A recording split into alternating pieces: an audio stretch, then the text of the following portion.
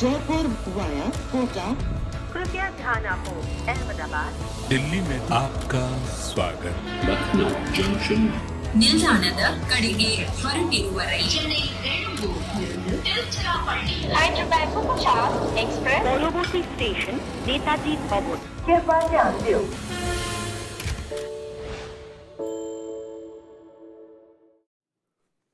Welcome back to Cricbuzz Live. My name is Saiyami Kher and I have Michael and Joy with me. Usually when there's a nail-biter finish, we say forget the match. We are here for our lovely Cricbuzz viewers because we want to show you what happens to Joy Bhattacharya and Michael under pressure. Well, I've seen what happens to me, but we can see what happens to them. They're just cool and composed. It's just another day in the office. Close game, very close game. I think it's going towards Punjab, then it comes to Chennai, close to Punjab. Michael? Yeah, it's down to your favourite, Bhattacharjya. Yeah, it's down to Bhattacharjya. He likes the pressure. He bowled well. The current over. Great game of cricket. Pitch has been really good. Good striking. As you said, it's just ebbed and flowed. Chennai had it covered. Then Liam started hitting a few sixes. Then Sam got going. Then he gets out. Then Jitesh Sharma can play. I like him a lot. I mean, I like a lot of the Indian players that are under the radar, but he can strike a ball a long way. Well, there's a lot of drama happening because they don't know whether they've caught it at the boundary line or not. So they're waiting. Rashid's caught the ball. I mean, Rashid's not caught it. We don't know what's happening. So there's just drama. So let's just talk about what has gone well for them. Prabh Simran's 42 has been a good knock to watch. I think just the way they've batted. They've never, everyone has batted with intent. 29 of 20 for Karan, 21 of 9 and batting so far for Jitesh Sharma. Let's see how that decision goes. 28 of 15 for Shikhar Dhawan. Intent all the way through. And when Punjab has won, that's often what they've done. When other teams win, you see a big 80 or 90 from someone and a lot of supporting casts. But here you know what happens. And is it out or is it not out? Jitesh is out. Oh, Jitesh is out. So only you're smiling. The seesaw, it continues. Oh my God. So I think I'm going to be on this side when KKR was batting and you were falling off the chair. Exactly. It's going to be this because he need 15 of 8. That's but look, fascinating. One of the best matches we've seen because high quality bowling for up front, still 200 scored. And now this batting is really going for it, hammer and tongs. Remember, they still have batting in the hunch. I mean, Sikandar Razal probably walk out now. Harpreet Brar to follow. Rabada can swing the bat for 3-4 balls. This is absolutely well set up. Well, Rajasthan has won the toss and they've chosen to bat first. We are here because we are also going to talk about the historic game that's happening next at the Wankhede. This is the 1000th game of the IPL. It's a historic day because it's number 1000 and it's happening at Wankhede and it's happening on the Hitman's birthday. So lots to celebrate about, which is why we have come here, letting go of that nail-biting finish. So if we have to chat about this game before we know the result of the last, let's start with something which all MI fans want to hear. Some Rohit memory that you'll have because it's his 36th birthday and everyone has a Rohit Sharma story, don't they? I don't know Rohit that well personally because I've never been around him, but I've had a pleasure of watching him play closely for many, many years. He's just a pure player. He's one of those players that just makes batting look very, very... When he's in kind of positions at the top of the order playing nicely, there's a noise in my ears there's something else that's happening in that game. He just makes batting look far too easy. I mean, how many double centuries has he got, Joy, in one-day cricket? He's got a couple of doubles, yeah. Double centuries? Yeah. There's a boundary there's a boundary, so it's getting close. Double centuries in 50-over cricket is absolutely ridiculous, and he's had a couple of them. He's a joy to watch. He's obviously a very good leader. He knows how to win the IPL. He's won it 5 times now. And I still think, although it's his birthday, he's got many, many more birthdays where you'll be celebrating on the IPL. So we shouldn't be celebrating it too much because we've got many more years watching Rohit Sharma. Yeah, I mean, my first memories of Rohit was hearing about him from, in those days, Jatin Paranjapai, who's a friend of all of us, former India cricketer, national selector, was with Nike. And he said, so I asked him that who is the next exciting prospect in Indian cricket?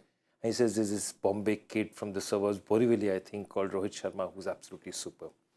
The next person I was talking about it with somebody who's in the studio downstairs doing the Hindi show. It's Manoj Tiwari, and he turned around and said that, we are what we call polished cricketers, we've got together, and this guy has just he's just got so much natural talent. And both these guys are playing for India. But he says in talent-wise, Rohit was on a different level.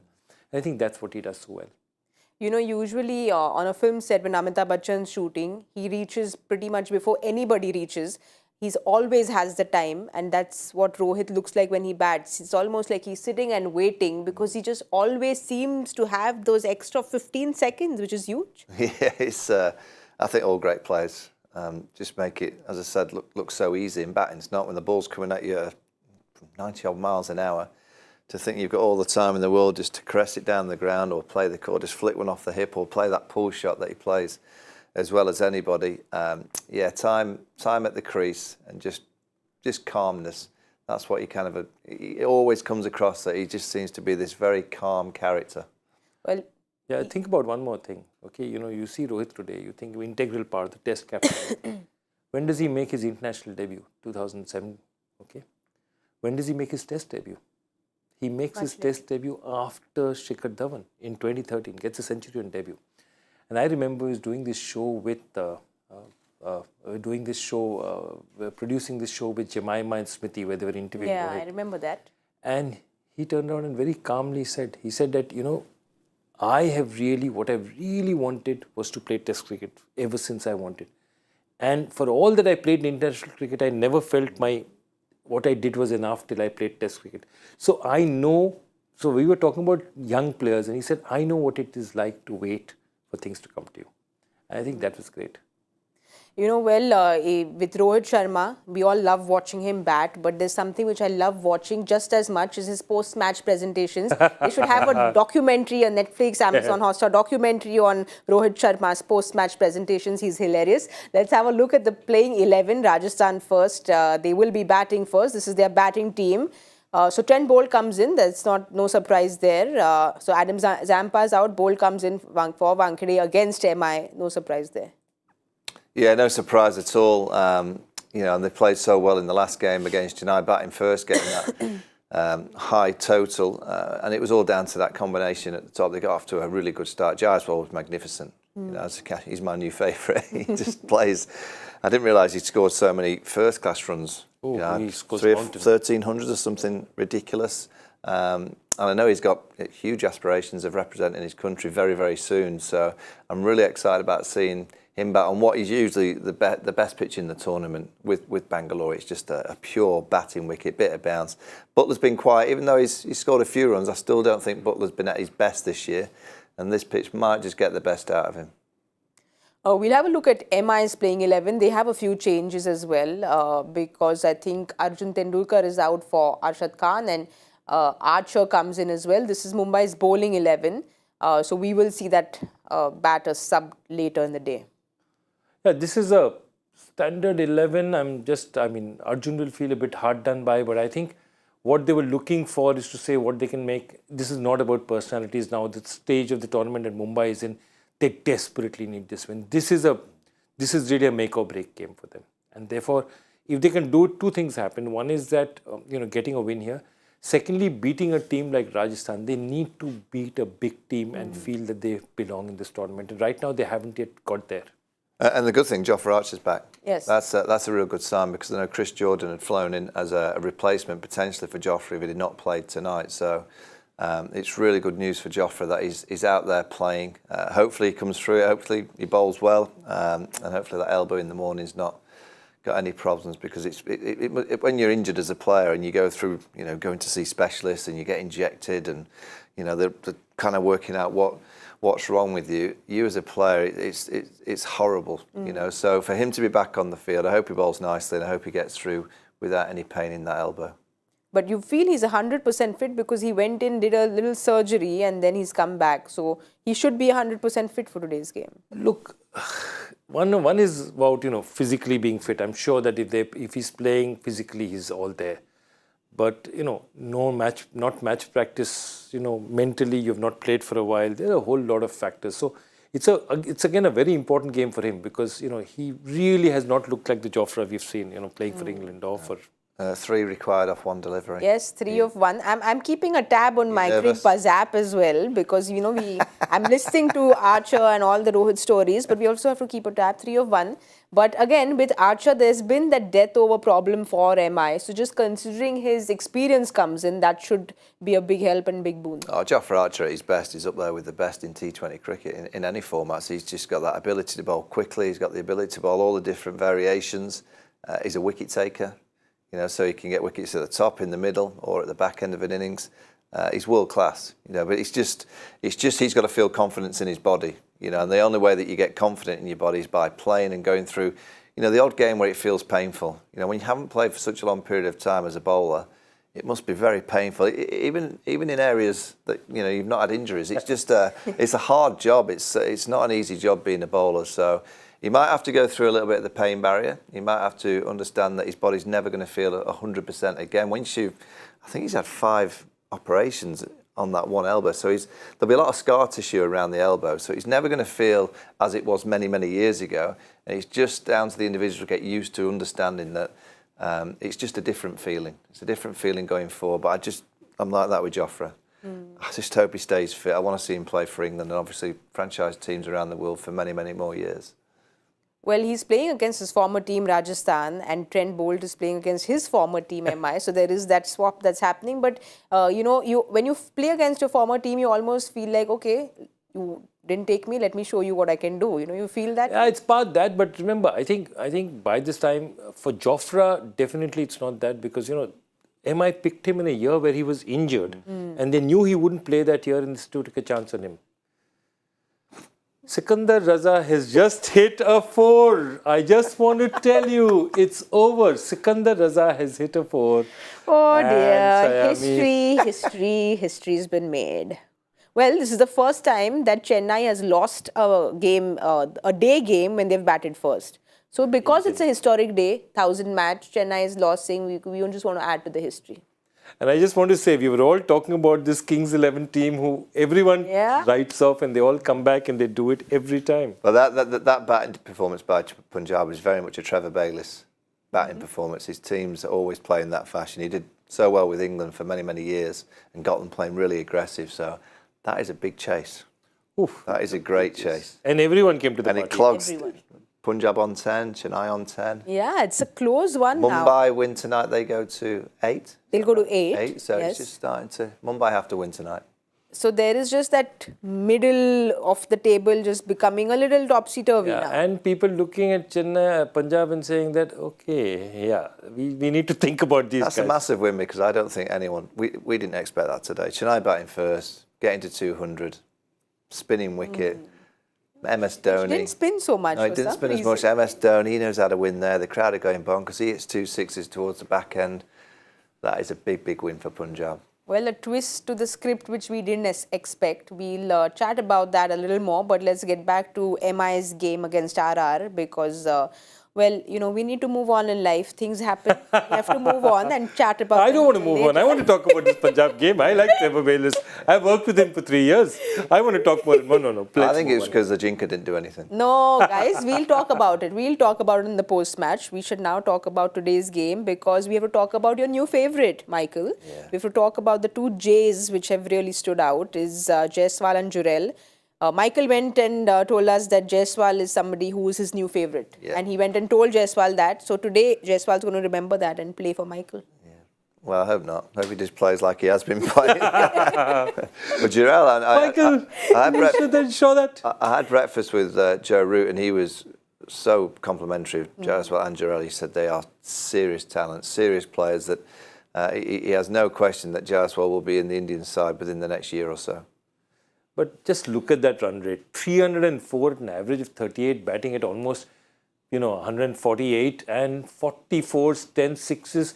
What he's also done so well is he's scored a mountain of runs. He's freed up Joss Butler. Because Joss does not feel as much pressure as he did when the guy on the other side was not going. And that's what Yashasvi Jaiswal is so good for them. Because if he gets runs as well, I mean, if you look at it, now Conway and Rituraj, you have to say that these 2 are the best 2 sets of opening pairs in the tournament at this point in time.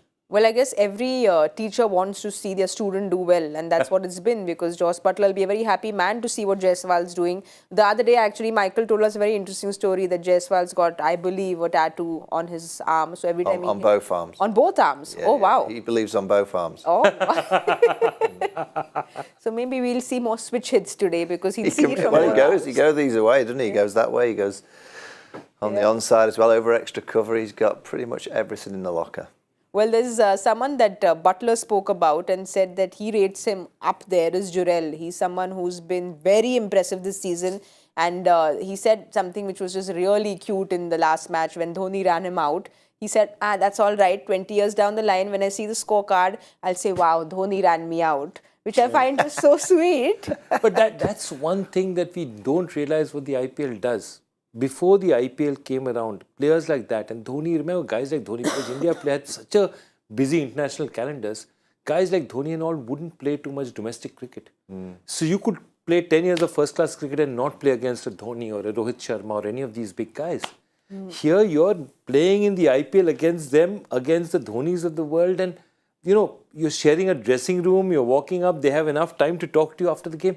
You cannot believe how much it means to players, because I've literally seen players like that in their first year and say, that's McCullum, that's Wasim Akram, that's Brett Lee next to me. It's something else, you know, it is. And we don't recognize it for what it is. That one of the reasons India has done so well in the general teams and success rate that we haven't won big tournaments.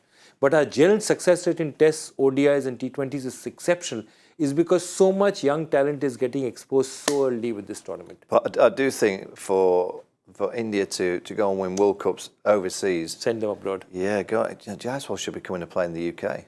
He should be playing county cricket at the end of the IPL. He should be opening himself to all these other leagues around the world, as should so many of the others. Jitesh Sharma, a player that would stroll into any franchise league around the world. I know the BCCI, they like to keep their players here, you know, so this tournament just gets bigger and bigger. I get that, but for Indian cricket, if you could expose those players to foreign conditions before they represent India, by the time they play for India, you know, they go to South Africa, they've already played in the South African League.